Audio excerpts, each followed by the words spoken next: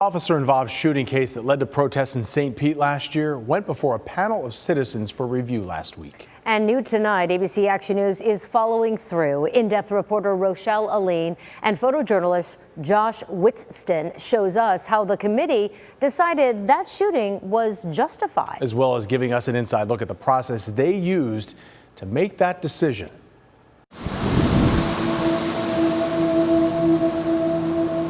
It all comes down to each and every one of you guys. In St. Pete's City Council chambers Monday, the Civilian Police Review Committee gathered to look over local police work. Case 2021-OPS 14. The case on hand Policy violation, discharge of firearm at a person.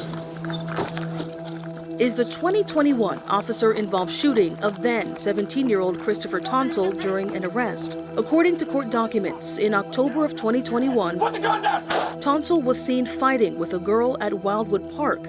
St. Pete police were called, and the department says Tonsel ran into a neighborhood.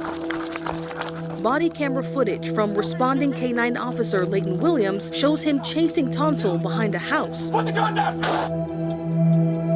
Officer Williams ended up shooting Tonsel in the stomach after claiming he saw the teen pull out a gun with his right hand.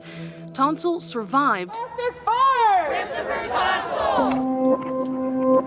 And in January of 2022, his family and some in the community protested his charges for aggravated assault on a law enforcement officer and for carrying a gun as a minor. He gave him so many commands that he couldn't even follow the first one. Injury to one, injury to all! They also called the shooting itself into question. How is it justified? He never pointed the gun at you. And Monday, the review committee had questions too, largely about what can and cannot be seen in that video because of where the body camera was placed. It's kind of tough to tell. Things happen very quickly, but I can't make heads or tails looking at that video in terms of what Mr. Tonsel was doing for that. We're almost talking about 2 to 3 seconds. It's a concern that led to one of a few recommendations for police. It might be worth looking at just in a number of cases with K-9 officers if a body camera tends to be more blocked than just a regular officer interaction. And one that was addressed by the city's police chief in real time. Some officers place it center, some officers put it to the right, some officers put it to the left. So they're trying to find the best place also to capture things. Despite the partially blocked view, the committee determined that police documents, a report from the Pinellas County Use of Force Task Force, and the fact that a gun was seen falling near Tonsel's feet gave them a good idea of what happened. Agreed. Agree without comment. In the end, the committee unanimously voted that the shooting was justified.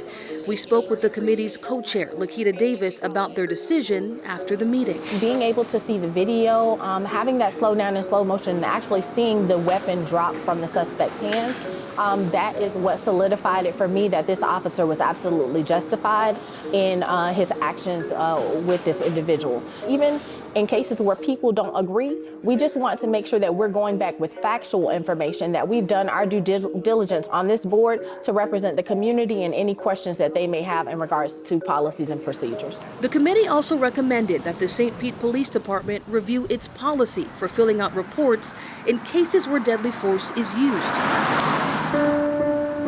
Right now, an officer's supervisor can fill out that documentation for them. Those things that we suggest create ripple effects within the policies and procedures in the police department, and in turn, it impacts how officers come out and police our community. It's work that Chief Anthony Holloway has praised. It's really another set of eyes, another sets of eyes to look at and go like, okay, this is how what the community's seeing, and this is how law enforcement seeing it.